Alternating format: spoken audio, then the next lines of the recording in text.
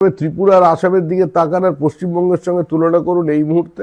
আমার মনে হয় ত্রিপুরাবাসী বলে দেবে আর আসামবাসী বলে দেবে, কিন্তু দৃশ্যমানতায় আছে। আজকে ত্রিপুরায় গত 5 বছরে যে উন্নয়ন, ত্রিপুরা সরকার এবং কেন্দ্র সরকারের সমন্বয়ে আসামের যা ইনফ্রাস্ট্রাকচারের ডেভেলপমেন্ট, তার পাশে পশ্চিমবঙ্গ কোথায়? অনায়াসে এই কাজ পশ্চিমবঙ্গে করা যেত।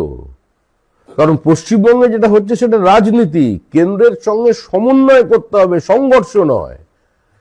কেন্দ্রের বিরুদ্ধে যুদ্ধ ঘোষণা করলে তো বঞ্চিত হবে প্রান্তিক মানুষ।